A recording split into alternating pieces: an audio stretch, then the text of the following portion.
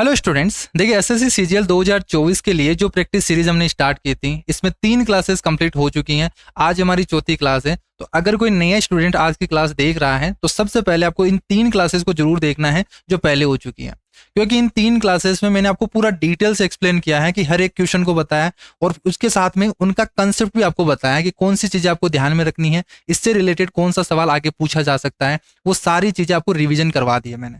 अब जैसे जैसे हम आगे बढ़ते जाएंगे वही चीजें आपकी रिपीट होगी, वही कंसेप्ट आपके रिपीट होंगे। तो अब इन सवालों को हम डायरेक्ट करेंगे, ठीक है। और जैसे मैंने आपको फर्स्ट क्लास में बताया था कि शुरू की 4 से 5 क्लासेस में डिटेल से हम समझेंगे, फिर जैसे जैसे हम आगे बढ़ते जाएंगे वही चीजें रिपीट होगी, तो फिर शॉर्ट में करना सीखेंगे फिर, ठीक है। तो आज की क्लास में जो क्वेश्चंस करने वाले हैं, कई क्वेश्चन आपके रिपीट होंगे, जो कंसेप्ट मैंने आपको पहले ऑलरेडी बता दिए हैं उनमें से भी आएंगे और कुछ नए क्वेश्चन आएंगे। तो जो नए क्वेश्चन आएंगे उनके पीछे का कंसेप्ट हम सीखेंगे। जो फॉर्मूला बना है उनसे रिलेटेड और भी फॉर्मूले हैं, उन पे बेस्ड सवाल पूछे जा सकते हैं, तो उन पे हम बात करेंगे। तो अभी यहाँ से 3 से 4 क्लासेस हैं, वो थोड़ी सी डिटेल में रहने वाली है। फिर जैसे जैसे हम आगे बढ़ते जाएंगे तो रिपीट होगी और उन चीजों को फिर हम सॉर्ट करना स्टार्ट करेंगे, ठीक है। तो जो चीजें मैंने पहले बता दी हैं वापस से मैं रिपीट नहीं करूंगा, क्योंकि जो रेगुलर बच्चे देख रहे हैं फिर उनके लिए टाइम वेस्ट करना हो जाएगा एक तरीके से, ठीक है। तो जो भी कोई नया स्टूडेंट अगर देख रहा है इन क्लासेस को, तो पहले जो क्लासेस हो चुकी हैं आपको शुरू से स्टार्ट करना है, ठीक है। तो यहां से स्टार्ट करते हैं आज की शिफ्ट। और इनकी पीडीएफ है आपको टेलीग्राम चैनल पे मिल जाती हैं, तो नीचे उनके डिस्क्रिप्शन बॉक्स में उसकी लिंक दी हुई है, वहां जाके आप ज्वाइन कर लीजिए टेलीग्राम चैनल और वहां से आप डाउनलोड कर सकते हो, ठीक है। बाकी स्टार्ट करते हैं। टोटल 25 सवाल हम करते हैं, 2 शिफ्टों में करते हैं। पहले जो सवाल हैं वो इजी होते हैं, तो जो इजी वाले सवाल हैं उनको पहले कर लिया करो। और जैसे मान लीजिए 1-2 सवाल नहीं आए उनको छोड़ दीजिए, या कोई लेंथी हो गया, कैलकुलेटिव हो गया, उनको छोड़ दीजिए और डीआई के सवालों को छोड़ दीजिए, ठीक है। पहले अटेम्प्ट में केवल और केवल आपको इजी सवाल करने हैं, जो देखते ही 5 से 10 सेकंड में, 15 सेकंड में हो सकते हैं। और जैसे ही आपको दिख गया सवाल कैलकुलेटिव है, डीआई का सवाल है और थोड़ा सा लेंथी आपको दिख गया कि इसमें टाइम लगेगा, उसको स्किप कर दीजिए और दूसरे अटेम्प्ट में आपको उन सवालों को करना है, ठीक है। तभी आप टाइम बचा सकते हो। यहाँ पे हम डायरेक्ट करते हैं, डीआई के सवालों को लास्ट में करते हैं, बाकी के जितने भी सवाल हैं उनको एक साथ कर देंगे यहाँ पे। अब देखो पहला सवाल है, और ये चीज मैं आपको यहाँ से डेली बता रहा हूँ कि सर्किल से बहुत इंपॉर्टेंट टॉपिक है जो सर्किल टॉपिक है, और यहाँ से सवाल बनता है आपका 2 से 3 सवाल इस सर्किल से आएंगे आपके सवाल, ठीक है। तो इस टॉपिक को आपको मजबूत करना है, जितने पॉइंट है वो सारे याद होने चाहिए, जितने फॉर्मुलाज हैं वो सारे याद होने चाहिए। तो ज्योमेट्री का खेल एक ही है, सारे पॉइंट आप याद कर लो, बस वहीं पे आपका डिपेंड है। तो ये चीजें आपके कंफर्म यहाँ जो दिमाग में वो फिट होनी चाहिए, तभी आप लगा सकते हो। देखो ये सवाल है, अब देखते हैं आंसर आ जाएगा इसका। क्या बोला गया है कि सी इसका केंद्र है और वृत्त दिया गया है, इसके जो सर्कमफेरेंस है इस पे 3 बिंदु है ए बी सी। आपको बताना है एंगल ए बी सी का मान क्या होगा। एंगल ए बी और सी का मान, यानी ये वाला एंगल आपको बताना है। क्लियर है? कैसे निकालोगे? देखो यहां से आप यहां से बोल दीजिए, देखो एक तरीके से क्या हो गया ना, तो ये ट्राइंगल दे रखा है, तो हमें क्या करना चाहिए, यहाँ पे ट्राइंगल बना देता हूं। पहली चीज तो यहाँ पे ये सेंटर है, ये सेंटर है और इस सेंटर पर एंगल बना हुआ है, तो यहां से जो सेंटर पे एंगल बना होता है वो परिधि पे बने हुए एंगल का क्या होता है, डबल होता है। तो यहां आपको दे रखा है 126, ये 126 डिग्री दे रखा है। या मैं उल्टा बोल सकता हूं कि जो सेंटर पे बना हुआ एंगल है इसका आधा होता है परिधि पे बना हुआ एंगल, तो इसका आधा कर देंगे तो ये वाला जो एंगल होगा ये कितना हो जाएगा, आप बोलोगे 63 डिग्री हो गया। ये 63 हो गया।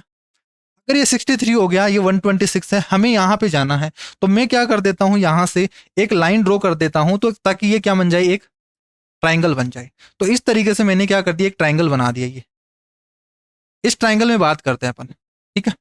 इस ट्राइंगल में ये 33 डिग्री है, ये 63 आई गई आपके पास। तो क्या एक्सटीरियर एंगल है, ध्यान रखना एक ट्राइंगल होता है, अगर इसका एक्सटीरियर जो एंगल है, एक्सटीरियर एंगल कौन सा होगा, बाह्य कोण ये वाला। तो ये जो बाहर वाला एंगल होता है ये हमेशा इंटीरियर जो एंगल होते हैं अक्स और वाई, इनका सम होता है, अक्स प्लस वाई। जो इंटीरियर एंगल होता है इनके अपोजिट एंगल का क्या होता है, सम होता है, इस तरीके से बोलते हैं। तो जो एक्सटीरियर एंगल होता है वो हमेशा इंटीरियर अपोजिट एंगल के सम के बराबर होता है, तो एक्स प्लस वाई के बराबर होता है। तो इस ट्राइंगल में आप बात करो तो ये क्या हो गया, आपका एक्सटीरियर एंगल हो गया। इंटीरियर एंगल कौन कौन से हैं, 63 और 33 है। तो ये जो एंगल होगा ये क्या होगा, 63 प्लस 33 होगा, तो जोड़ देंगे तो कितना आ गया, 96 आ गया। क्या ये 96 हो गया क्या? अब इस ट्राइंगल में बात कीजिए, बस इस पॉइंट पे पूछा गया है और ये इंपॉर्टेंट पॉइंट है ये। अगर मैं इस ट्राइंगल की बात करूं, इस ट्राइंगल में क्या ये एक्सटीरियर एंगल हो गया, क्या ये एक्सटीरियर एंगल है, ये इंटीरियर एंगल है, ये इंटीरियर एंगल हो गया। तो अगर इनका सम क्या होना चाहिए, इंटीरियर एंगल, इन दोनों का सम है ये 126 होना चाहिए। ये 96 है, अगर 126 बनाना है तो इसमें कितना और जोड़ना चाहिए ताकि 126 बन जाए। यानी सिंपल ये बोल दो कि 126 में से आप क्या कर दो, 96 हटा दो, तो कितना आ जाएगा आपके पास, यहां से हो गया 9 और 3 12, तो ये जो एंगल होना चाहिए कितना होना चाहिए, 30 डिग्री होना चाहिए, ताकि इनका सम है वो 126 बन जाए। ये सिंपल सा एक लाइन का आपका कंसेप्ट लगा हुआ है कि जो एक्सटीरियर एंगल होता है वो इंटीरियर अपोजिट एंगल के सम के बराबर होता है। तो इस ट्राइंगल में हम लगा देंगे और इस ट्राइंगल में लगा देंगे, तो आंसर आ जाएगा 30 डिग्री। ये हो गया आंसर। अगर ये पॉइंट पता था तो ये सवाल 10 से 15 सेकंड का सवाल था, इजीली आप कर सकते हो। और इस टाइप के सवाल ऑलरेडी पहले पूछे जा सकते हैं। अगर कोई स्टूडेंट्स एसएससी के रियल में अगर प्रिपरेशन कर रहा है तो लास्ट के 10 सालों के आप प्रिपरेशन जितने भी प्रीवियस ईयर क्वेश्चन है उनको कर लीजिए। ये एक भी सवाल आपको नया नहीं दिखेगा। आपको जो मेंस के सवाल है, अगर मेंस के भी करोगे ना, आप 2010 से लेकर अभी तक के सारे सवाल कर लो, ये सारे सवाल पूछे जा चुके हैं पहले ही ऑलरेडी। इन्हीं टाइप में से वापस से यही सवाल रिपीट होकर आ रहे हैं, थोड़ी चीजें हैं यहाँ पे चेंज कर देता है एग्जामिनर, कैलकुलेशन चेंज करेगा, बाकी तो ज्यादा चेंज करेगा नहीं, कंसेप्ट वहीं पूछे जाते हैं। अब ये सवाल देखो यहाँ से, इस सवाल में आप पेन भी नहीं लगाने की जरूरत आपको। एक लुटेरा है, एक चोर है जो 5 बजे चोरी करके भाग जाता है, 10 किलोमीटर पर आवर के स्पीड से भाग रहा है, ठीक है। अब पुलिसकर्मी को कब पता चलता है, हमेशा बाद में ही पता चलता है उसको। तो ये 5:12 पे पता चलता है, यानी जो चोर है उसको कितने मिनट मिल गए भागने के लिए, 12 मिनट, यानी वो 12 मिनट पहले ही भाग चुका है। तो आप ये देखोगे कि 12 मिनट में वो चोर है वो कितनी दूर चला गया। 12 मिनट का मतलब अगर घंटे में देखोगे तो डिवाइडेड बाई 60 करोगे, यानी 1/5 घंटे। 1/5 घंटे हैं, वो 10 किलोमीटर पर आवर की स्पीड से चल रहा है, यानी कितने किलोमीटर चला जाएगा, 2 किलोमीटर। यानी जो चोर है ये 5:12 पे ये पुलिस से 2 किलोमीटर आगे रहेगा। ये चोर हो गया और यहाँ पे ये पुलिस को अब पता चल रहा है 5:12 पे। अब ये चल रहा है 15 की स्पीड से और ये दौड़ रहा है 12 की स्पीड से और 10 की स्पीड से। अब इसको कब पकड़ लेगा, तो इनकी रिलेटिव स्पीड क्या है, आप बोलोगे 5 है। इनकी रिलेटिव स्पीड क्या है, डिफरेंस कितना है, 5 है। तो 5 की स्पीड से अगर ये 2 किलोमीटर को कवर करना है कितना टाइम लगेगा, 0.4 घंटे लगेंगे, यानी 24 मिनट लगेगा। तो 5:12 बाद में 24 मिनट बाद में है वो पुलिस इसको पकड़ लेगा। तो आंसर जो आ जाएगा ना, तो यहाँ पे 24 मिनट जोड़ दो, आंसर आ गया 5:36। तो ये करने की भी जरूरत नहीं है, आप डायरेक्ट ये भी लिख सकते थे, 2 डिवाइडेड बाय करोगे आंसर आ जाएगा। बट इसको मैं पूरा डिटेल से समझा देता हूं, इसके पीछे कौन कौन से सवाल आपसे पूछे जा सकते हैं, और बहुत इंपॉर्टेंट टॉपिक है ये। एक सवाल आपका पूछा जाता है, भाई यहां से ये चोर है, सॉरी यहाँ पे पुलिस इसका पीछा करेगा और चोर यहाँ पे, ठीक है, ये चोर हो गया।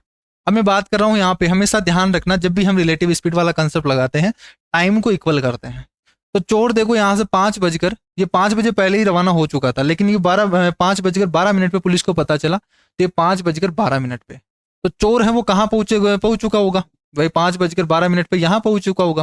भाई चोरी तो यहाँ से की ना उसने, चोरी यहाँ से की और यहाँ पे पहुंच गया, ठीक है, 5:12 में। और कितनी डिस्टेंस ट्रेवल कर ली उसने, तो आप बोलोगे 12 मिनट में 10 किलोमीटर पर आवर की स्पीड से डिस्टेंस जब निकालोगे तो कितनी आ गई, 2 किलोमीटर। ये 2 किलोमीटर क्या है, इससे आगे है, ठीक। इसमें पहला सवाल तो यही पूछा जाता है कि चोर है वो जो पुलिस है इस चोर को कब पकड़ लेगा। तो इसके लिए क्या करते हैं भाई, उनके बीच में डिस्टेंस कितनी है, डिवाइडेड बाई रिलेटिव स्पीड, ये हम लिखते हैं। तो डिस्टेंस है 2 की और डिवाइडेड बाई रिलेटिव स्पीड क्या होता है, जब सेम डायरेक्शन में चल रहे होते हैं तो रिलेटिव स्पीड क्या हो जाती है, दोनों की घट जाती है जो स्पीड दे रखी है। अगर दोनों एक दूसरे की तरफ आएंगे तो जुड़ जाती हैं, तो डिफरेंस हो जाएगा यहाँ से। ये जो चल रहा है ये 10 की स्पीड से और ये पुलिस है इसका पीछा कर रही है 15 किलोमीटर पर आवर से। इनकी जो रिलेटिव स्पीड हो जाएगी, आप बोलोगे 15 माइनस 10, घटा दोगे, इतना टाइम लगेगा। ये घंटे में आया है, इसको मिनट में कन्वर्ट करने के लिए 60 से मल्टीप्लाई कर दोगे, तो सोल्व करेंगे यहाँ से, तो ये आ जाएगा आपका 24 मिनट। यानी 24 मिनट बाद में पुलिस है इस चोर को पकड़ लेगी। तो यहाँ पे आप देखोगे यहाँ से पुलिस है, ये 24 मिनट लगेगा और यहाँ पे चोर को भी 24 मिनट लगेगा।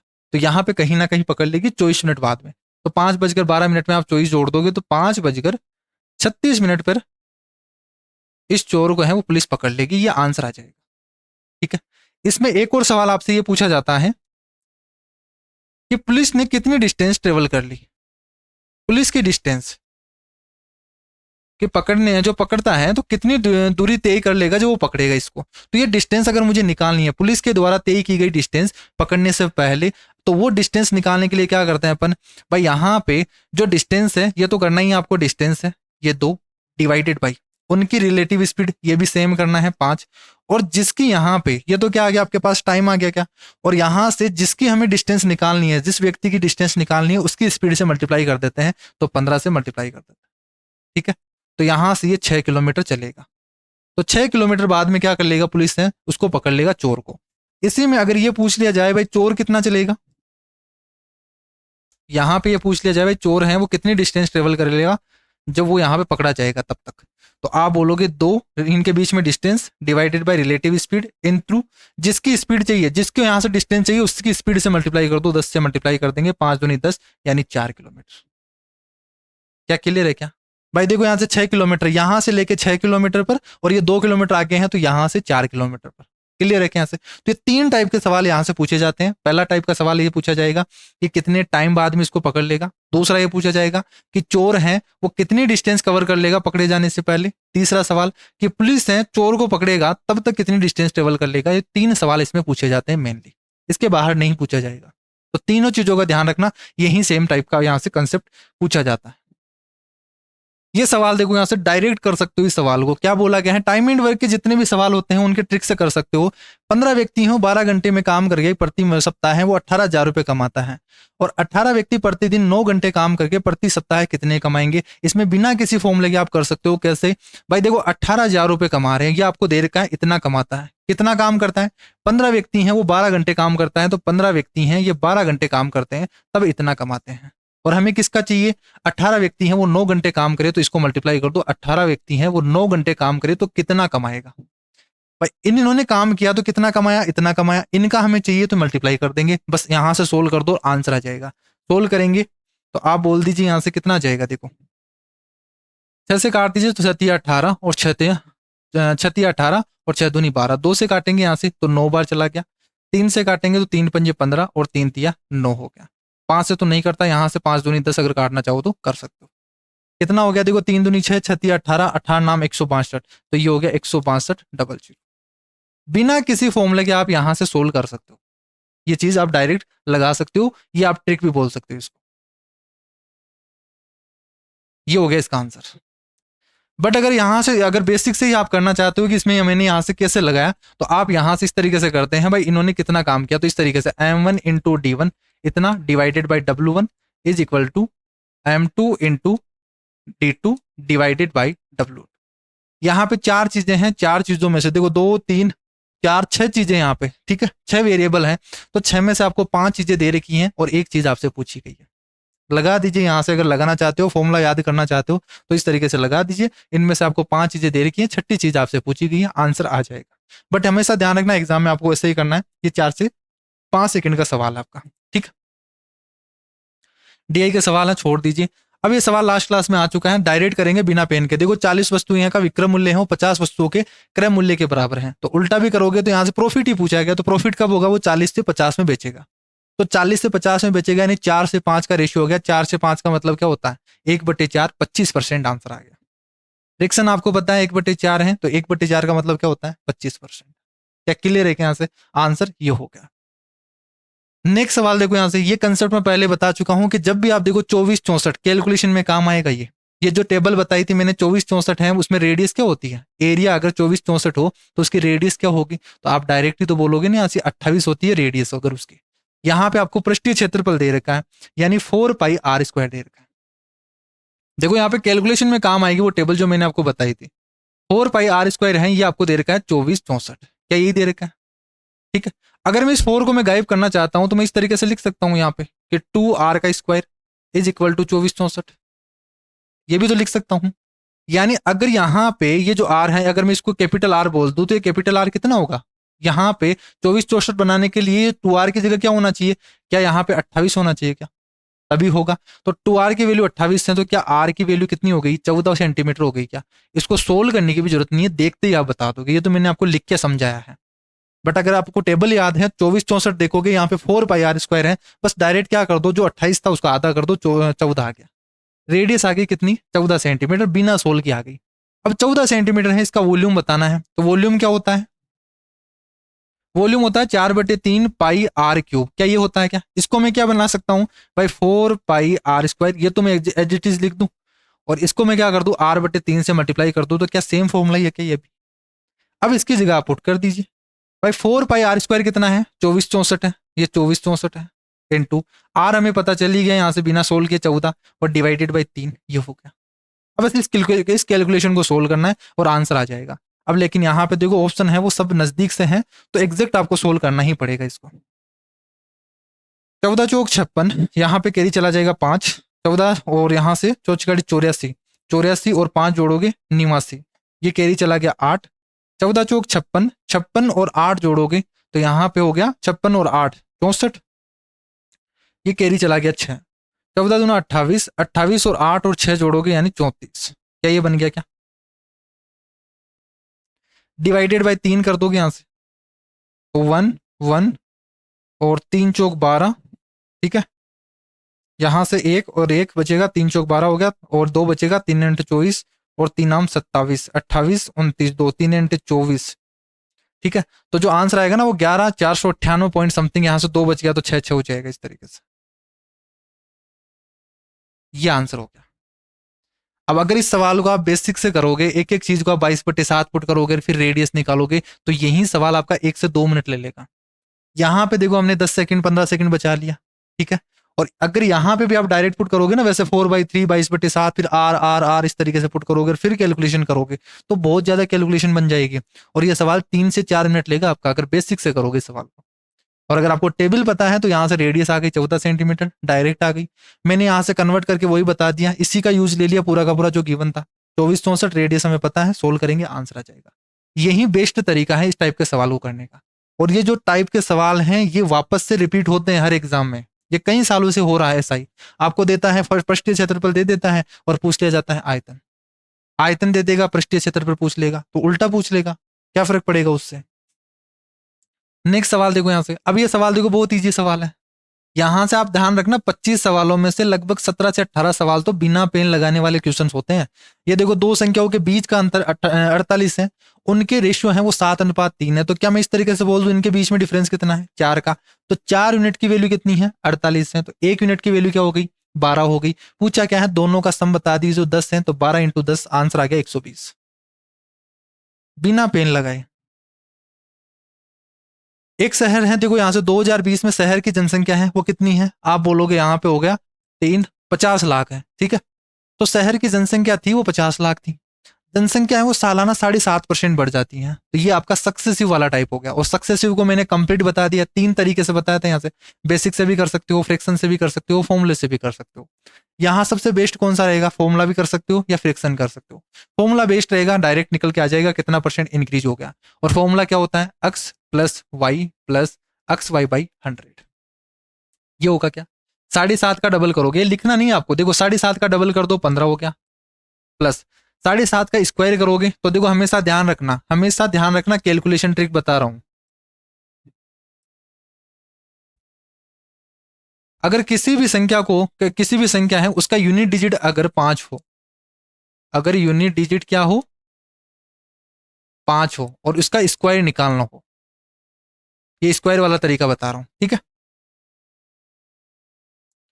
तो स्क्वायर वाला तरीका देखो यहाँ से कोई भी नंबर दे रखा हो, जैसे 25 है तो इसका यूनिट डिजिट क्या है 5 है, इसका स्क्वायर निकालना है मुझे अगर, तो यहाँ पे क्या करोगे इस 5 का स्क्वायर कर दो तो ये तो 25 हो गया। इस 2 के आगे कौन सी संख्या आती है 3, तो 2 को 3 से मल्टीप्लाई कर दोगे 6, आंसर आ गया। जैसे मुझे 35 का स्क्वायर निकालना है तो 3 के आगे कौन सी संख्या आती है 4, तो 3 को 4 से मल्टीप्लाई कर दोगे 12 और 5 का स्क्वायर लिख दो 25, ये आंसर हो गया। जैसे मुझे यहाँ से 65 का स्क्वायर निकालना है अगर, तो यहाँ क्या करोगे 5 का स्क्वायर लिख दोगे 25 और 6 के आगे कौन सी संख्या आती है 7, तो 6 को 7 से मल्टीप्लाई कर दोगे 42, ये आंसर हो गया। जैसे मुझे 75 का निकालना है तो 75 का स्क्वायर क्या होगा 7 के आगे कौन सी संख्या आती है 8, तो 7 8 56 हो गया और इसके आगे लिख दो 25, ये डायरेक्ट तरीका हो गया। तो अगर मुझे 7.5 का भी अगर स्क्वायर निकालना होगा तो क्या हो जाएगा 56.25 हो जाएगा, तो यहाँ पे आप लिखोगे 56.25 और डिवाइडेड बाई 100 करोगे तो क्या ये जो पॉइंट है ये हट जाएगा यहाँ से और इधर आ जाएगा पूरा का पूरा। तो ओवरऑल जो परसेंटेज चेंज हो गया 15.5625% हो गया क्या, यानी 2 सालों में ये जो 50 लाख जनसंख्या है ये यहाँ पे 15.5625% बढ़ जाएगी। तो बस सिंपली यहाँ कर दो कि 50 लाख का आप 15.5625% निकाल दो, इसको जोड़ दो, यही कर देंगे। तो देखो 15.5625% निकालोगे यहाँ से कितने का 50 लाख का, या मैं डायरेक्ट बोल दूं इसका क्या कर दूं मैं 115.5625% निकाल दूं, भाई 100 से क्या बढ़कर इतना हो जाएगा, अगर कोई 100 है तो 15 इतना बढ़ गया तो इतना कितना हो जाएगा 15 पॉइंट जो था ये 100 प्लस 15.5625% हो जाएगा। तो आप ये बोल दो जो 50 लाख है, ये जो 50 लाख है इसका आप कर दो 56-25%, यही आंसर आ जाएगा आपका सीधा सीधा। अब देखो 5 से मल्टीप्लाई करने का मैंने तरीका भी बता दिया। इस परसेंटेज से तो 2 जीरो चले जाएंगे, 1 और 2। 5 से मल्टीप्लाई अगर किसी भी संख्या को करना है, या यहां से देखो 1 2 3 4 है, 1 2 3 4 है, ये पॉइंट भी हट गया आपका इन 4 जीरो से। अब 5 से अगर किसी भी संख्या को मल्टीप्लाई करना है, तरीका मैं पहले ही सिखा चुका हूं 3 क्लासेस में, तो यहां से इसका आधा कर लो। देखो 5 दूनी 10, 7 दूनी 14, 7 दूनी 14, 8 दूनी 16, 1 2 दूनी 4, और यहां से जो 5 आएगा वो पॉइंट हट जाएगा। आंसर आ गया ये 57, 78, 125।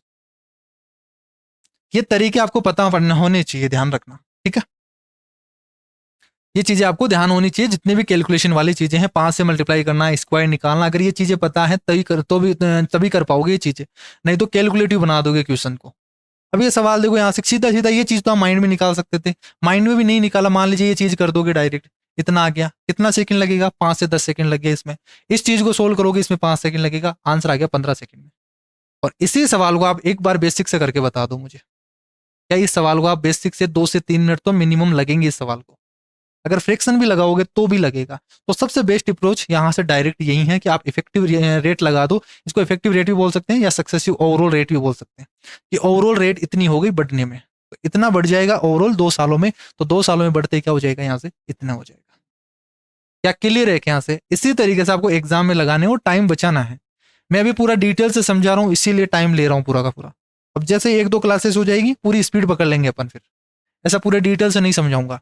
अब ये सवाल देखो लास्ट क्लास में भी आ चुका है, अब इसको डायरेक्ट करेंगे अपन एग्जाम में। कैसे करना है, एक बंदे को मिला है 41%, दूसरे को कितना मिलेगा? अगर 100 में से एक को 41 वोट मिल गए तो बाकी को कितना मिलेगा? 59 मिलेंगे। एक को 41, दूसरे को 59 हो गया। यह कितने वोटों से हार गया? इतने वोटों से हार गया, यानी डिफरेंस ही तो होगा ना। तो 59 और 41 के बीच में डिफरेंस कितना है? तो 18% का। तो क्या ये 18% की वैल्यू दे रखी है? एक लाइन में लिखोगे भाई 97,632 है, ये 18% की वैल्यू है। हमें क्या चाहिए? लास्ट में जो शिफ्ट में क्वेश्चन आया था वो हारने वाला पूछा गया था कि हारने वाले को कितने वोट मिले हैं, तो हमने यहां से डायरेक्ट बता दिया था। इसने पूछा गया है कि जीतने वाले को कितना मिला है, तो जीतने वाले को कितना मिला था? 59, तो यहां से कर दोगे 59 से मल्टीप्लाई, ठीक है। बस यही करना है। अब इसको सोल्व कर लो, एग्जाम में आंसर आ जाएगा। अब डिपेंड करता है कि आप पे कि आप इस क्वेश्चन को कैसे सोल्व कर दो, ठीक।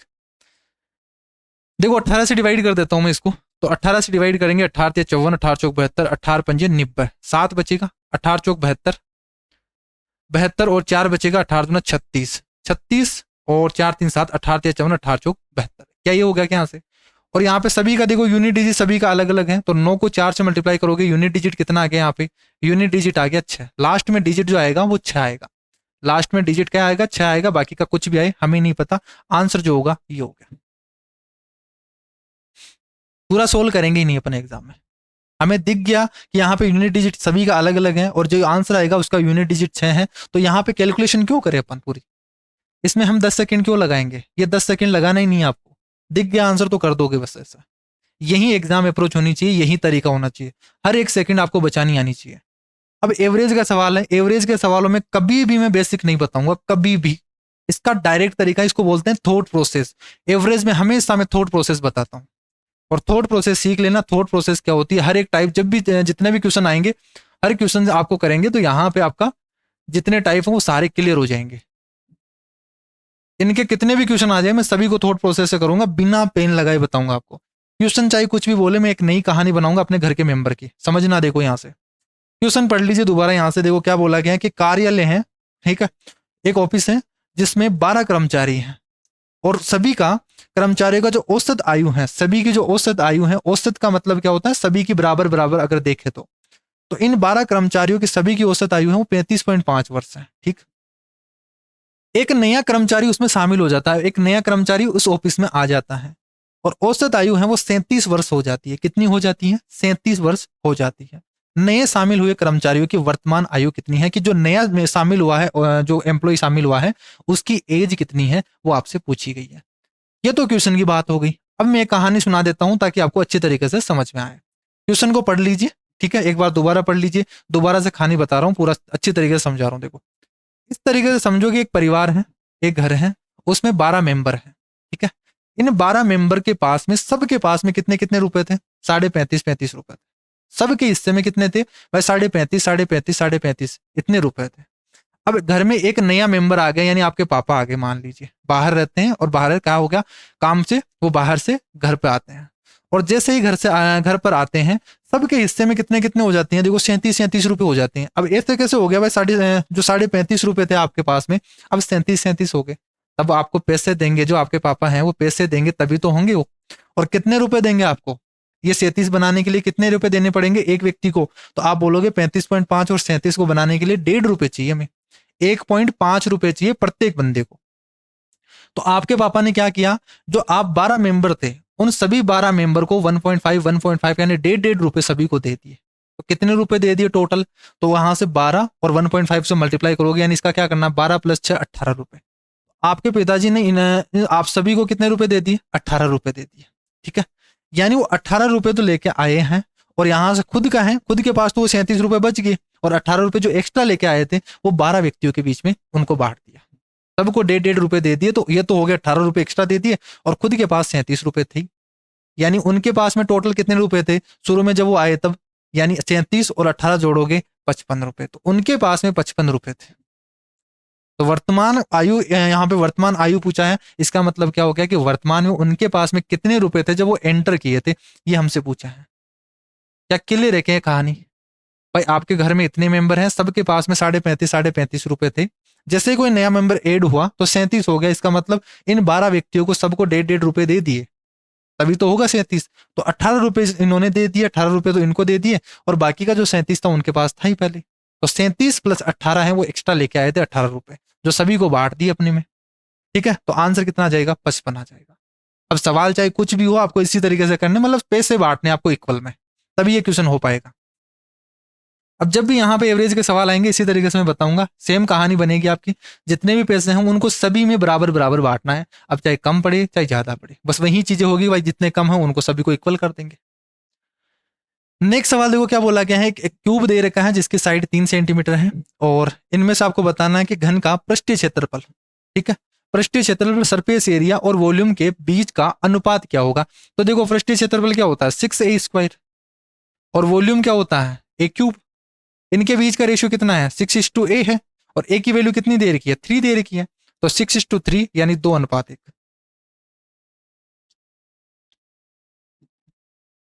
ये आंसर हो गया। तो इतने इजी सवाल भी आपसे पूछे जाते हैं। ये सवाल देखो यहाँ से क्या बोला गया है, ये थोड़ा सा अच्छा सवाल है कि m है वो n² + 3 के क्या है, इनवर्सली प्रोपोर्शन है। तो आप बोलोगे भाई m है ये इनवर्सली प्रोपोर्शन है किसके, 1/, इनवर्सली का मतलब होता है उल्टा। ठीक है, अगर यहाँ पे बोला जाता है कि डायरेक्ट प्रोपोर्शन है तो हम कर देते, जैसे मान लीजिए डायरेक्ट प्रोपोर्शन का मतलब मैं बोलूँ a है वो b के डायरेक्टली प्रोपोर्शन है तो a × b, मैं अगर बोलूँ a है वो इनवर्सली प्रोपोर्शन है b के तो a इनवर्सली प्रोपोर्शन है 1/b के। बस ये मतलब समझना, ये डायरेक्टली प्रोपोर्शन है, ये इनवर्सली प्रोपोर्शन है। तो आपसे बोला गया है कि इनवर्सली है इसके, तो यहां से इस तरीके से बोल दो कि ये प्रोपोर्शन को हटाने के लिए, इसको हटाने के लिए हम एक कांस्टेंट देते हैं जिसको मैंने बोल दिया कि के नाम दे दिया, और डिवाइडेड बाई n² + 3। इसको कैसे मल्टीप्लाई करना होता है, अगर इसको हटाना है तो कैसे मल्टीप्लाई करना पड़ेगा, यानी इक्वेशन ये बन गई आपके पास। अब इसको के की वैल्यू निकालने के लिए एग्जामिनर हमेशा कुछ ना कुछ कंडीशन देगा। देखो कंडीशन दे दिया, पहली कंडीशन कि जब n 3 होगा तो m 3 होगा, तो यहां से जब m 3 है तो k डिवाइडेड बाई n भी कितना है 3 है, तो 3 × 9 और 3 12, क्या ये हो गया क्या, तो k की वैल्यू कितनी आ गई 36 आ गई, k की वैल्यू 36 आ गई। इसको यहाँ पे पुट कर दो, तो यहाँ पे ये जो फॉर्मूला था ये क्या बन गया आपका कि m = 36 डिवाइडेड बाई n² + 3 बन गया, क्या ये बन गया क्या, ठीक। m का मान बता दीजिए जब n² 69 हो, तो m बता दीजिए जब क्या हो n² है वो 69 हो, तो 69 + 3 जोड़ोगे तो यहाँ पे कितना हो गया 72, और 72 को 36 से डिवाइड करोगे तो कितनी बार चला गया 1/2, तो m की वैल्यू कितनी आ गई 1/2 आ गई, आंसर आ जाएगा 1/2 आ गया। ये सवाल देखो बहुत बार पूछा गया है, बहुत ज्यादा रिपीटेटिव सवाल है। देखो 12 sin² a + 2 cos² है 7 है, तो जब भी इस टाइप का सवाल आए यहाँ पे हम क्या करते हैं कि sin² + cos² क्या होता है 1 होता है, वो आइडेंटिटी हम यूज करते हैं। देखो 2 cos² a तो लिखा हुआ है, यहाँ पे मैं क्या कर दूं, यहाँ पे 2 sin² a ले लूं और इसको मैं हटा देता हूँ, यहाँ पे इसको मैं क्या लिख देता हूँ 10 sin² a। इस तरीके से लिख दूं, 10 साइन स्क्वायर ए प्लस 2 साइन स्क्वायर ए लिख देता हूं। तो ये 2 साइन स्क्वायर ए 2 कोस स्क्वायर क्या बन गया, sine square plus cos square तो 1 और 2 का 2 कॉमन रह जाएगा। तो ये सारा का सारा जो चीज है ये क्या बन जाएगा, बट 10 साइन स्क्वायर ए तो एज इट इज रह जाएगा और बाकी का जो 2 था वो यहाँ पे कॉमन आके ये 2 हो गया, वो कट जाएगा यहाँ पे sine square plus cos square तो इज इक्वल टू 7 हो गया। ये 2 उधर चला जाएगा तो ये 5 बन गया। और यहाँ पे साइन ए की वैल्यू कितनी आ जाएगी भाई, यहाँ से 10 है नीचे जाएगा 1/2 आएगा, इसका रूट करेंगे तो 1/2 आ गया प्लस माइनस 1 बाई, ठीक है 1/√2 आ गया। क्या ये हो गया क्या आपके पास भाई, साइन ए की वैल्यू आपके पास कितनी आ गई 1/√2 आ गई। क्लियर है, ये हो गई। तो 1/√2 कहाँ होता है साइन में ए में, तो आप बोलोगे जो ए की वैल्यू है ये पॉसिबल क्या हो सकती है भाई, 45 डिग्री पे क्या होता है 1/√2 होता है। ये फर्स्ट क्वाड्रेंट में होता है, यहां बोला गया है 0 से 180 डिग्री के बीच में है। 0 से 180 डिग्री का मतलब यहाँ फर्स्ट क्वाड्रेंट और सेकंड क्वाड्रेंट इसमें है। तो एक तो यहां से 45 डिग्री पे होगा, एक यहाँ पे 135 डिग्री पे होगा। तो थीटा की 2 वैल्यू हो गई, एक की 2 वैल्यू हो गई, एक तो 45 हो गई, एक 135 डिग्री हो गई। क्या 2 वैल्यू हो गई क्या आपके पास, एक तो 135 बाई 90 प्लस 45 कर दोगे, एक हो जाएगा आपका 45, ये हो गया। ठीक, तो 2 वैल्यू हो गई। पूछा है कोट ए की वैल्यू क्या होगी, तो देखो कोट ए की वैल्यू, एक तो कोट 45 की वैल्यू और एक कोट 135 की वैल्यू। तो यहाँ पे तो क्या होगा पॉजिटिव होगा और यहाँ पे क्या होगा नेगेटिव, क्योंकि सेकंड क्वाड्रेंट क्या होता है, यहाँ पे सभी पॉजिटिव होते हैं, यहाँ पे साइन और कोसेक। ठीक है, आल जो होते हैं ना आल टीचर, वो आल साइंस टीचर क्रेप्ट इस तरीके से बोलते हैं। तो फर्स्ट क्वाड्रेंट तो क्या हो जाएगा आपके पास, ठीक है, आल स्कूल टीचर क्रेप्ट इस तरीके से बोलते हैं। तो यहाँ पे 10 कोट वाला हो जाएगा, यहाँ पे कोसेक कोस वाला, सेक और कोस वाला हो जाएगा। तो ये सभी पॉजिटिव होते हैं। तो यहाँ पे साइन और कोसेक तो क्या हो जाएगा पॉजिटिव हो जाएगा, बाकी के नेगेटिव होते हैं। तो कोट 45 क्या होता है प्लस का 1, और कोट 135 पुट करोगे, यहाँ पे कोट 135 पुट करोगे वो क्या आएगा -1 आएगा। तो जो आंसर आ गया वो क्या आ गया +1 और -1। इस चीज का ध्यान रखना है यहाँ पे। ठीक है, कई बार यहाँ पे फंसा देता है कि +1 दे देता है, -1 दे देता है, +-1 दे देता और इस तरीके से देता है, फिर आप कंफ्यूज हो जाते हैं। ठीक है, तो 0 से 180 डिग्री दे रखा है, अगर 0 से 90 डिग्री ही दे रखा होता तो 45 डिग्री होता और आंसर केवल और केवल +1 वाला ही आता। यहाँ पे -1 जो -1 है वो आंसर नहीं होता, क्योंकि सेकंड क्वाड्रेंट में चला गया। सेकंड क्वाड्रेंट में कोट क्या होता है नेगेटिव होता है, तो वहां पे नेगेटिव वैल्यू और आएगी वही सेम चीज। ये ध्यान रखना, ये छोटी सी चीज है ना, ये बहुत इंपॉर्टेंट है। कई बार आप इग्नोर कर देते हो और आंसर गलत करके आ जाते हो। जैसे मान लीजिए एक बार ऑप्शन भी दिया था, एक बार क्वेश्चन आया था इस तरीके से, मैं ये ऑप्शन बना देता हूँ इसका, तो ये हार्ड बन जाएगा आपका क्वेश्चन। मैं इस तरीके से बना देता हूँ ऑप्शन, तो फिर कंफ्यूज हो जाओगे। +1 भी आएगा यहाँ से, भाई कोट 45 आ गया, आप +1 पुट करके आ जाओगे और इस चीज को आप नहीं देखोगे, गलत हो जाएगा आपका आंसर। -1 कर देंगे, कई बच्चे -1 कर देंगे तो गलत हो जाएगा। यहाँ पे जो आंसर होगा वो +-1 वाला ही होगा। ध्यान रखना इस चीज का, ये छोटी सी चीज काम की है, इग्नोर मत करना इस चीज को। नेक्स्ट सवाल देखो, यहाँ से ए बी है वो सीडी वाले समलम चतुर्भुज ट्रेपेजियम दे रखा है। देखो ट्रेपेजियम क्या होता है, इस तरीके का डायग्राम ट्रेपेजियम होता है, ये वाला ट्रेपेजियम है। ठीक, इसमें बोला गया है जैसे मान लीजिए ए हो गया, ये बी हो गया, ये सी हो गया, ये डी हो गया। ठीक, और इसने खुद ने बोला है कि ए बी है वो बड़ा है 2.5 गुना है सी डी से, यानी सी डी छोटा होगा और ये ए बी है वो बड़ा होगा, इसीलिए हमने ए बी नीचे लिया है। ठीक है, यानी अगर ये 1 होगा ये 2.5 होगा, इतने मल्टीपल होगा। त्रिभुज ए ओ बी यहां पे बोला गया है इनके डायगोनल है वो ओ पर इंटरसेक्ट करते हैं, ये ओ पर इंटरसेक्ट करते हैं।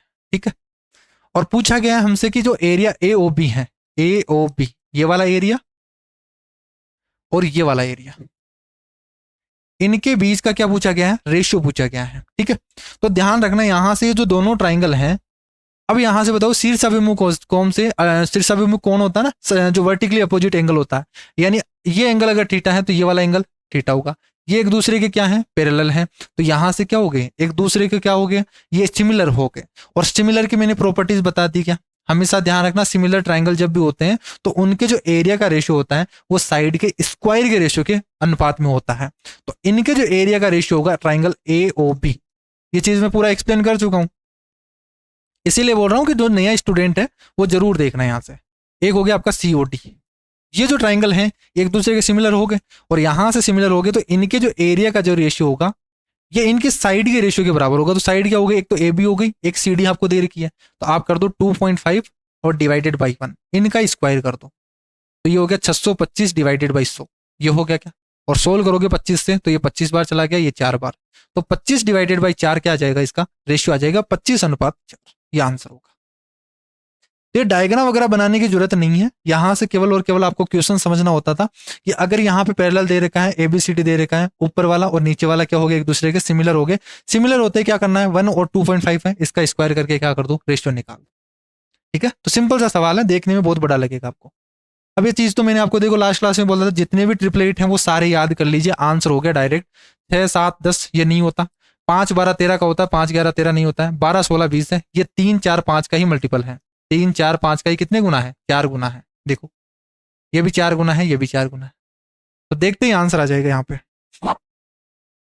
नेक्स्ट देखो क्वेश्चन क्या बोला गया है कि एक कंपनी है वो किसी खास उत्पाद पर 25% छूट दे रही है। अनुराग है वो एक स्टोर पे गया, वह ऐसा सौदा ढूंढने की कोशिश कर रहा था जिसमें उसे कम से कम 390 रुपए की बचत हो सके, यानी टोटल उसको डिस्काउंट मिलना चाहिए वो 390 रुपए का मिलना चाहिए।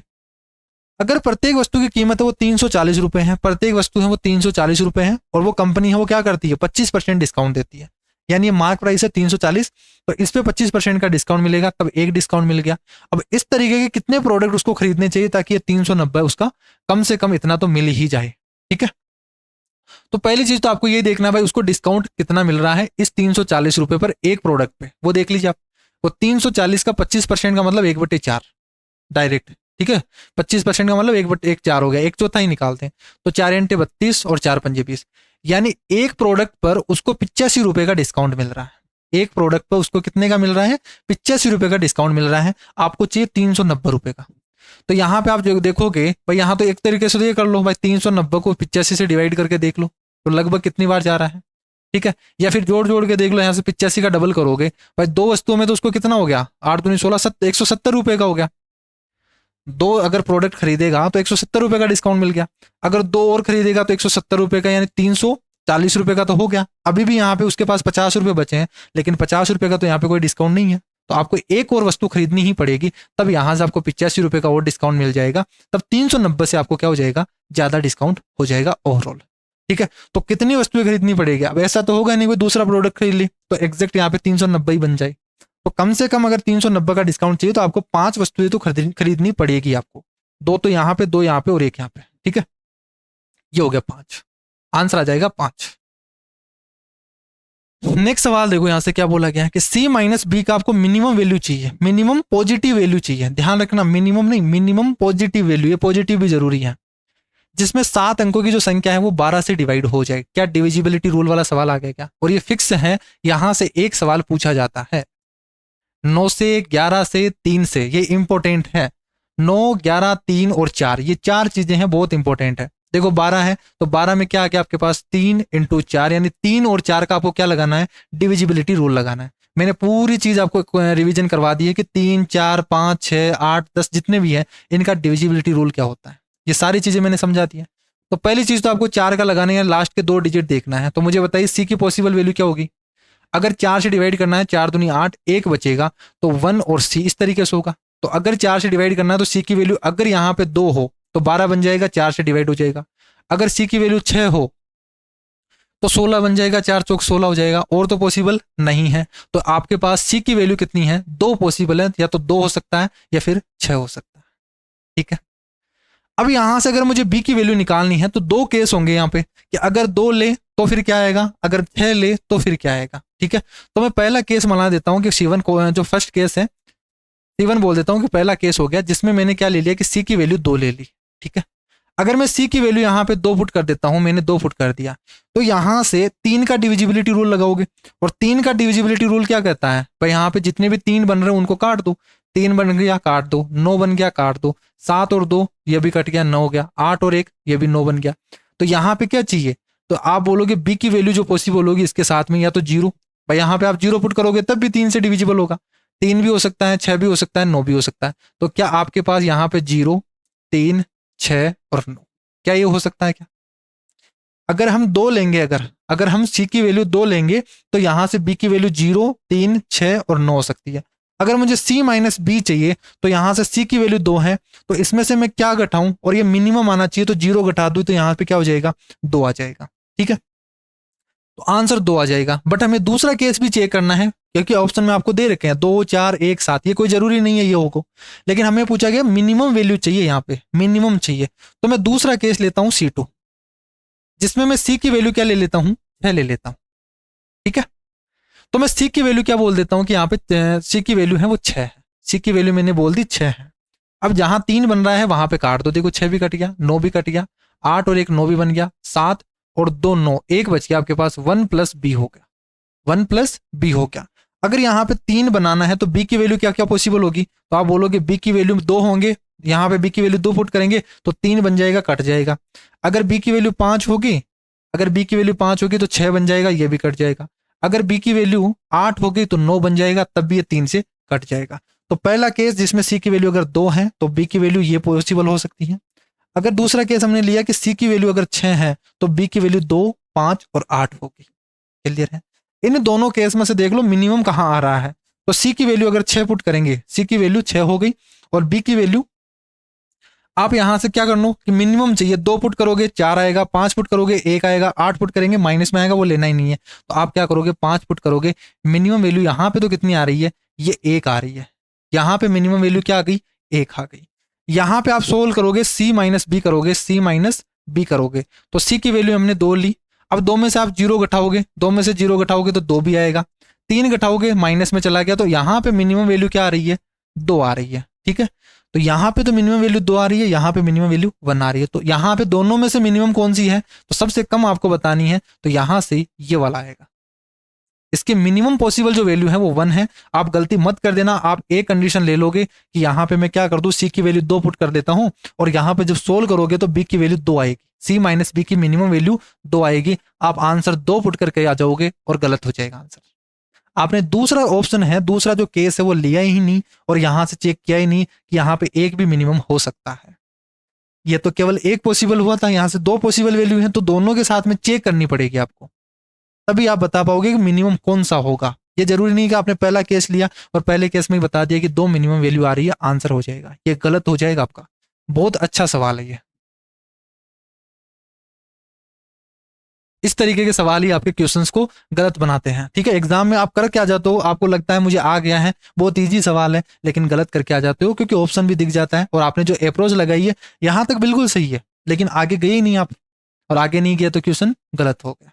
और इस तरीके के सवाल हैं वो ज्यादातर यूपीएससी में पूछे जाते हैं, आजकल सीसेट में पूछने लग गया इस तरीके के सवाल। सिंपल इंटरेस्ट वाला सवाल देखो यहाँ से, 12 वर्षों के लिए राशि पर साधारण ब्याज है और राशि का 3/5वां हिस्सा है, 3/5वां हिस्सा है, तो बताना है ब्याज दर क्या होगी। डायरेक्ट ट्रिक है इस सवाल की, देखो आपको कुछ नहीं करना, कितना हिस्सा दे रखा है यहाँ पे, सिंपल इंटरेस्ट ही दे रखा है भाई, 3/5वां है, कितने सालों के लिए, 12 सालों के लिए, और इंटू 100 कर दो रेट निकालने के लिए। सोल्व कर देंगे यहाँ से तो कितना आ जाएगा, देखो 3 चौक 12, 5 चौक 20, 20 पंजे 100, आंसर आ गया 5%। ये हो गया एक लाइन में आंसर। 2020 में सुमित की आय है वो 21,000 थी, उसे हर साल 10% की वृद्धि होती है 2022 में, कितने सालों में, 2 सालों में बताना है। क्या इफेक्टिव रेट 10 सालों की इफेक्टिव रेट 21% होती है क्या, तो 21% बढ़ जाएगा, 21,000 का 21% निकालोगे तो कितना आएगा, 21 का स्क्वायर कितना होता है 441, यानी 4410 बढ़ जाएगा, यहाँ से 4410 बढ़ेगा, लास्ट में 410 आएगा आंसर। ये आ गया आंसर डायरेक्ट।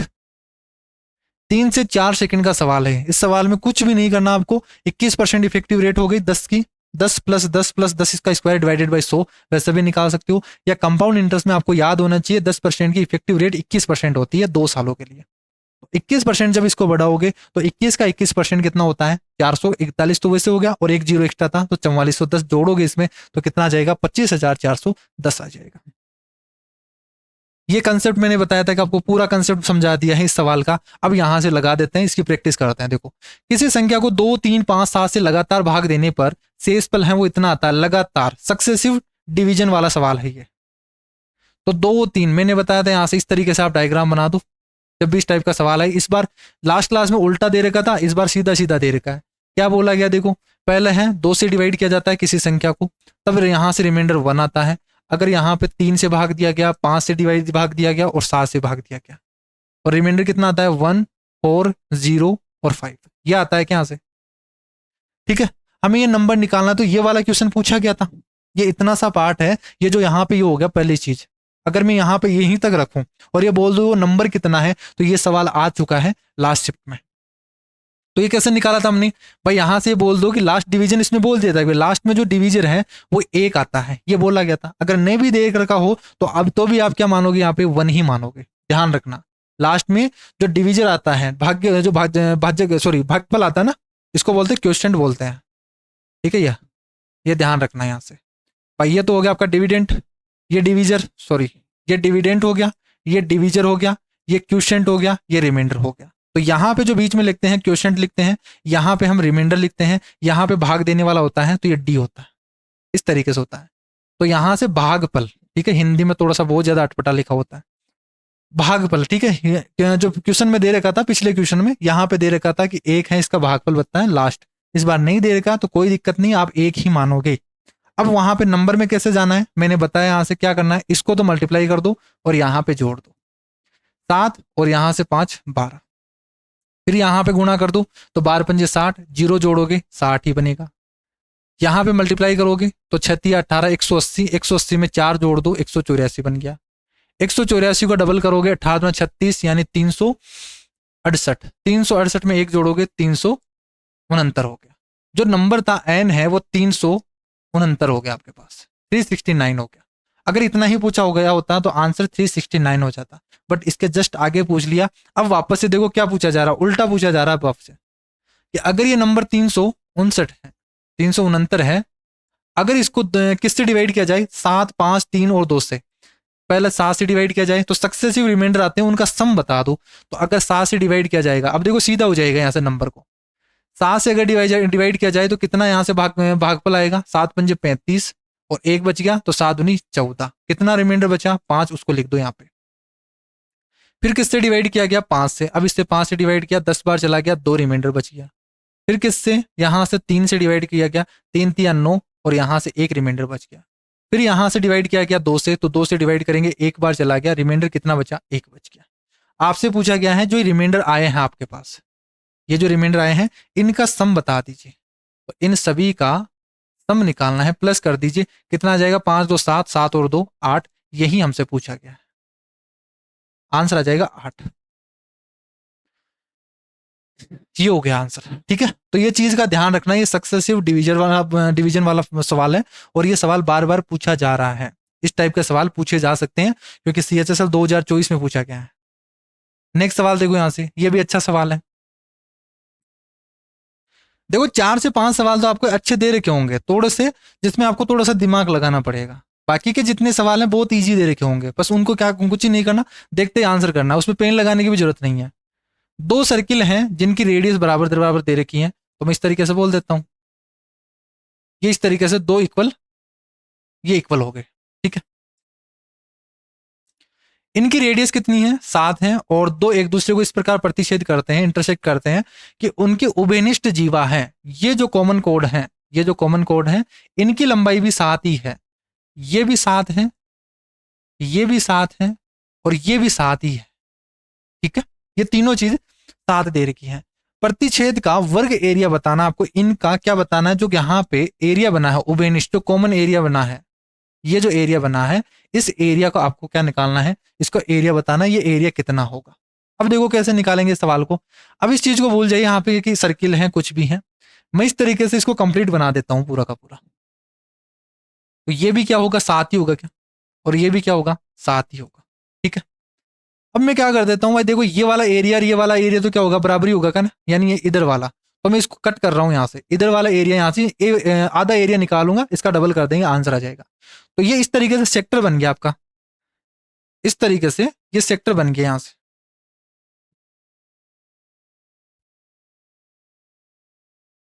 ये इस तरीके से, और ये इसी तरीके से है क्या आपका, ये केवल मैं यहां से आधा काट दूं, इसको आधा इधर रख दूं, ये पूरा का पूरा छिपा छिपा लूं, तो ये एरिया बच जाएगा आपके पास पूरा का पूरा, इस तरीके का बनेगा।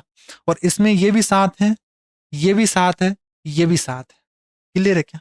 इसका एरिया कैसे निकालोगे, देखें, मुझे ये एरिया निकालना है और फिर मैं इसका क्या कर दूंगा, डबल कर दूंगा, ताकि ये वाला एरिया भी डबल ही होगा, इसका डबल ही तो होगा, तो डबल हो कर देंगे इसका। तो पहले तो मैं इसका एरिया निकालता हूं, इसका एरिया कैसा आएगा, ये एक सेक्टर बन गया पूरा का पूरा, इस सेक्टर का एरिया निकाल देता हूं पूरा। अगर मैं इस कंप्लीट का एरिया इस कंप्लीट का एरिया निकालकर इसमें से ये वाला एरिया हटा दूं तो क्या ये वाला एरिया बच जाएगा आपके पास? इस कंप्लीट एरिया निकाल के इसमें से ये ट्राइंगल का एरिया हटा दूं तो क्या ये एरिया बच जाएगा आपके पास? तो बस यही कंसेप्ट आपको लगाना है इस सवाल में, और ये सवाल पहले मेंस में पूछा जा चुका है 2017-18 में। देखो कैसे होगा, इस सेक्टर का एरिया निकालना, सेक्टर का एरिया कैसे निकालेंगे भाई, पाई आर स्क्वायर है। अगर ये कंप्लीट होता इस तरीके से तो ये सर्किल बना हुआ है आपका, ये इस तरीके से ये सर्किल बना हुआ है, ठीक है। इसका ये जो सेक्टर बन गया पूरा का पूरा ये सर्किल है, इसमें इस सेक्टर बन गया आधा इस तरीके से,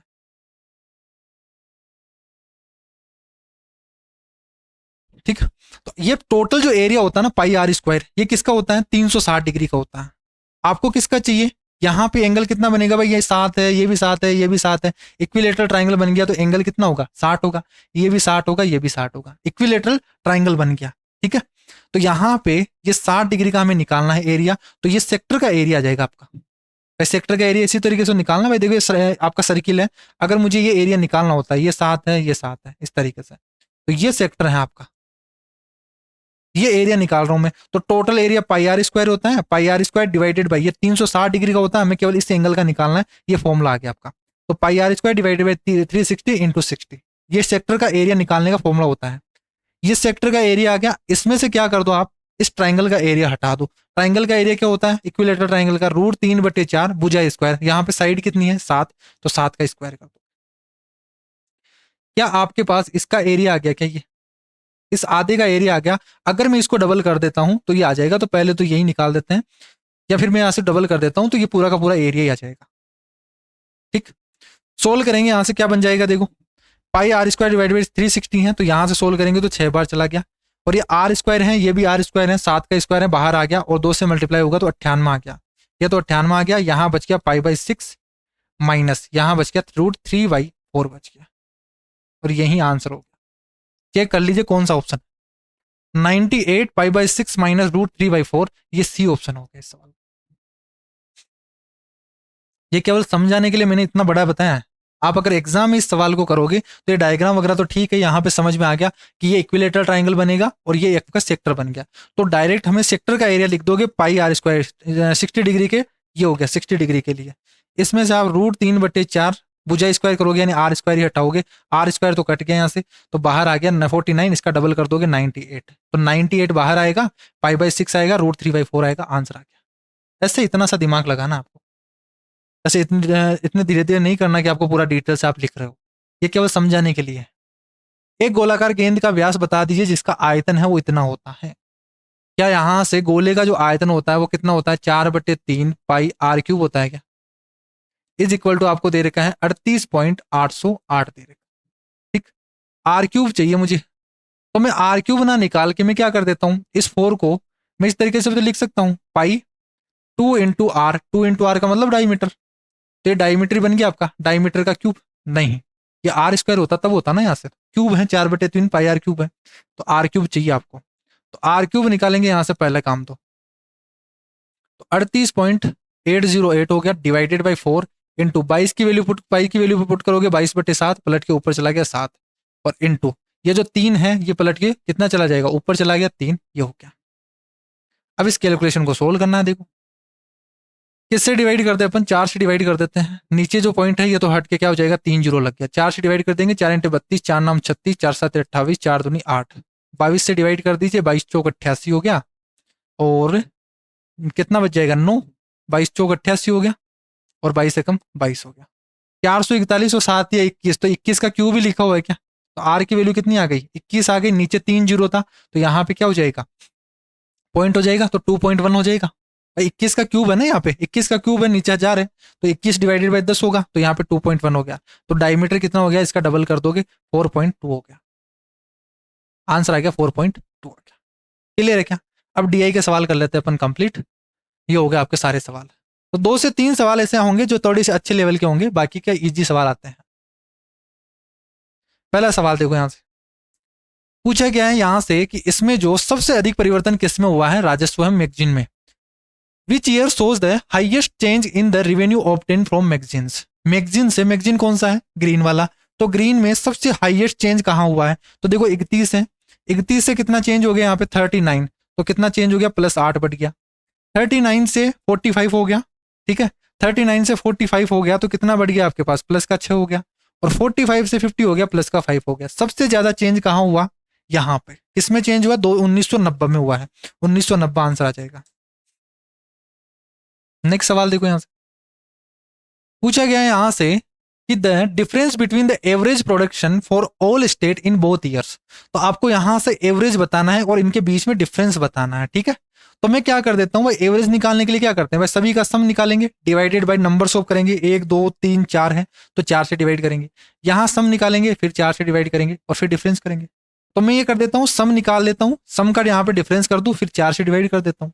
तो अलग अलग एवरेज नहीं निकालना पड़ेगा, इनका डिफरेंस कर दो और यहां से 4 से डिवाइड कर दो। क्या यही करेंगे, या आप उल्टा भी कर सकते हो, यहीं पे डिफरेंस ये कर लो पहले पहले यहां से। भाई देखो 30 और 40 है, कितना डिफरेंस हो गया यहां से, बट यहां से किसका पता चलेगा भाई, ज्यादा कौन सा है कम कौन सा है, ठीक, वो पता नहीं चलेगा तो जोड़ना ही पड़ेगा। देखो 30 यहाँ पे जोड़ लेते हैं, 30 हो गया और ये हो गया 30, 25 जोड़ोगे 55, 55 105 हो गया, 105 और ये हो गया 110, 110 और 50 जोड़ोगे 160, तो इसमें तो हो गया 160, ठीक है। और 2011 में चेक करोगे तो ये हो गया 40, ठीक है, इसमें हो गया 40, 90 और 45 जोड़ोगे, ठीक है। और 90 और 5 जोड़ दो यहाँ से, 90 और 5 कितना हो गया 140, 140 में 45 जोड़ोगे 185 हो गया। तो इनका सम वो 185 आ गया, ठीक है। 2011 का 185 आ गया, 2010 का 160 हो गया। तो आप डायरेक्ट बता दो इनके बीच में डिफरेंस कितना है। पहले तो ये डिफरेंस ही निकाल लेते हैं। तो ये हो गया 25 का डिफरेंस, इसको 4 से डिवाइड कर दो, आंसर आ जाएगा 4 × 24 और ये आंसर आ गया आपका 6.25। ये ऑप्शन आ गया। तो आपको अलग अलग निकालना नहीं पड़ेगा, आप नहीं ऐसे करोगे भाई 160 डिवाइडेड बाई 4 निकालोगे, फिर 185 डिवाइडेड बाई 4 निकालोगे, पॉइंट में निकालोगे, इसको सोल्व करोगे, फिर डिफरेंस करोगे। ये गलती मत करना, यहां से पहले ही कर दो, यहाँ पे सम निकाल दो, सम को डिफरेंस कर दो और फिर सोल्व कर देंगे।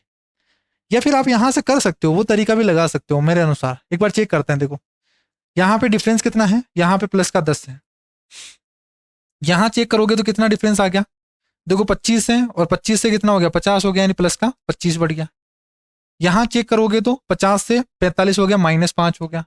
और यहां चेक करोगे तो 55 से 50 हो गया, -5 हो गया। सभी का सम देख लो, यहां से -5 10 है तो ये तो कट गया यहां से, ओवरऑल 25 बढ़ गया। तो ये 25 ही हो गया, 25 को 4 से डिवाइड कर दो, आंसर आ गया। ये भी तरीका लगा सकते हो आप। यहीं पे आप देख लो ओवरऑल इफेक्ट कितना आया, टोटल सम कितना बन गया 25, और 25 को 4 से डिवाइड कर दो, आंसर आएगा 6.25। वैसे भी सोल्व नहीं करना पड़ेगा, कैलकुलेशन और भी कम हो जाएगी, ठीक है। तो ये चीज मैं मिटा देता हूं क्योंकि पीडीएफ देनी पड़ेगी मुझे। नेक्स्ट सवाल देखो यहां से, ये तो हो गया ना।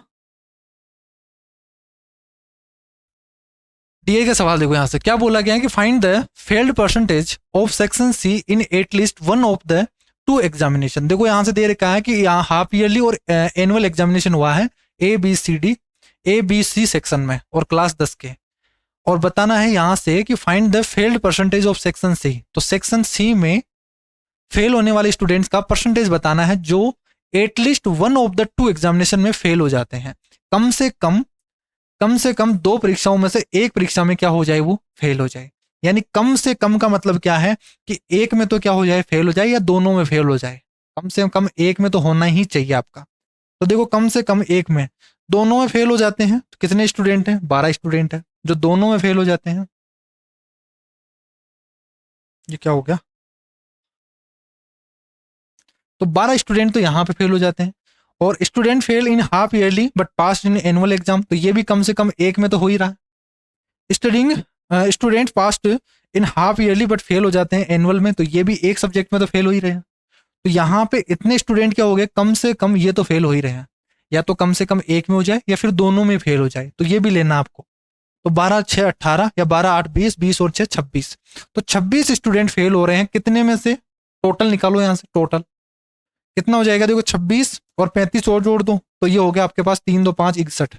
तो 61 में से 26 स्टूडेंट फेल हो गए, इंटू 100 कर देंगे तो लगभग कितना आएगा, लगभग देखना आपको, 6 का 24, 4 से स्टार्ट होगा आंसर, ये हो गया आंसर। ये देखो 260 होगा ना, तो 6 का 24, 4 तो आएगा शुरू में, तो एक ही ऑप्शन है 4 वाला।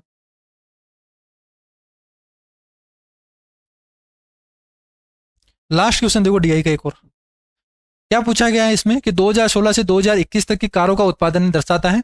पिछले वर्ष में पिछले वर्षों में प्रकार ए प्रकार की कारों का कुल उत्पादन का प्रकार बी के कुल उत्पादन से अनुपात बताना है। यानी आपको पहले तो ए का निकालना है और बी का सम निकालना है और उनका रेशियो बताना है, यही करना है। तो सम निकालेंगे। देखो मैं ए का निकाल देता हूं, कितना आएगा देखो 150 और 150, 300, 500, 700, 1000, 1250। ए में तो हो गया 1250, ठीक है। ए में तो हो गया 1250 हो गया। और बी में देखेंगे अपन, तो बी में कौन सा है, ये वाला, ठीक है। नहीं, ये वाला तो बी का था, ये तो बी का है ना, ये डॉट वाला। और जो क्रॉस वाला है वो ए का है। तो यहाँ एक वाला चेक करते हैं अपन, 100, 300, इसमें से 25 को हटा देते हैं एक बार। तो यहाँ पे 100 वाले जोड़ देते हैं पहले, 100, 200, 400, 600 और 900, 1000, 1300, 1300 के बाद में 1375 हो गया। तो ए का हो गया 1375। इनके बीच का रेशियो बताना है, ठीक है ना, यही करना है। सोल्व कर देंगे यहाँ पे। 0, 0 से तो नहीं कट रहा, 25 से काट दो आप। तो 25 चीज 150, लेकिन 25 चौक सौ, 25 पंजे 125, 125, 12 बचेगा, 25 चौक सौ, 25 पंजे 125, 25 चौक सौ, 25 पंजे 125, 11 से और यहाँ से 10 से 11 और 10 का रेशियो आ जाएगा, 11 और 10 का रेशियो आ जाएगा। ए ऑप्शन हो जाएगा इस सवाल का आंसर। क्या क्लियर है? यहाँ से तो ध्यान रखना, हमेशा 25 सवालों में से ऐसा नहीं होगा कि सारे के सारे सवाल ही हार्ड होंगे। कुछ सवाल होंगे 3 से 4 सवाल आपको देखने में डिफिकल्ट लगेंगे, नए सवाल दिखेंगे, बट उन सवालों को पहले अटेम्प्ट में छोड़ देना है, दूसरे अटेम्प्ट में करना है। जो इजी सवाल है उनको तो आप पहले करो, ठीक है। तो यही अप्रोच होनी चाहिए आपके एग्जाम में। जब भी आप मॉक टेस्ट दो या एग्जाम दो तो यही अप्रोच लगाओ। पहले अटेम्प्ट में जितने इजी सवाल हैं जो देखते ही हो रहे हैं उनको कर दो, और कोशिश करना जितने सवाल जो इजी हैं उनमें पेन भी ना लगा सके। डायरेक्ट जितनी कैलकुलेशन करनी है वो सब कुछ आपको माइंड में ही करनी पड़े, इस तरीके से आपको अप्रोच लगानी है। जितना टाइम जो इजी सवालों में आप बचा सकोगे ना, उतने टाइम वो हार्ड सवालों में नहीं बचा पाओगे। और जो इजी में जितना टाइम बचाओगे ना, वही टाइम आप हार्ड में दोगे, तब आप आगे बढ़ोगे। जितने भी जो स्टूडेंट है जो नहीं करके आएंगे उस सवालों को, क्योंकि आपको एक्स्ट्रा टाइम मिल जाएगा उस सवाल को करने के लिए, आप बेसिक अप्रोच लगा दोगे, उस सवाल को कर दोगे। अब एक बच्चा है वो 25 सवालों में से जैसे मान लीजिए 22 सवाल करके आता है और वो टाइम ही नहीं बचा उसके पास। आप क्या कर देते हो, 22 सवालों को तो इजीली कर देते हो, टाइम बच गया, 3 सवालों के लिए टाइम बच गया, तो 3 सवालों के टाइम बढ़ती, आपने मान लीजिए 3 सवाल कर दिए, तो इन 3 सवालों में आपकी रैंक कितनी ऊपर चली जाएगी, 3 सवालों से ही बहुत ज्यादा आगे चले जाओगे आप। और जो होशियार जो सिलेक्शन लेने वाले बच्चे होते हैं ना, इन 3 सवालों की वजह से होते हैं। बाकी 22 सवाल तो सभी करते हैं, 3 सवाल जो कर देगा वही सिलेक्ट होगा, ठीक है। तो आज की क्लास में इतना ही करते हैं, और इनके पीडीएफ है आपको टेलीग्राम चैनल पे मिल जाएगी, नीचे डिस्क्रिप्शन बॉक्स में उसके लिंक है, वहां से ज्वाइन जरूर कर लेना। और किसी भी स्टूडेंट को अगर हैंड रिटन नोट्स चाहिए एसएससी के, तो नीचे लिंक दी हुई है, वहां जाके ले सकते हो, या फिर आप व्हाट्सअप कर सकते हो, इन नंबर पे आप व्हाट्सअप कर देना। यहां से आप इंक्वायरी कर सकते हो कोर्स रिलेटेड या नोट्स रिलेटेड। अगर नोट्स लेना हो तो यहां से ले सकते हो, और कोर्स लेना हो तो ऐप डाउनलोड कर लीजिए आप, हैंड रिटन नोट्स मिल जाएंगे यहाँ से, ठीक है। और अगर कोर्स लेना हो तो ऐप डाउनलोड करना है आपको, कौन सा, मैथ्स विद गजानन,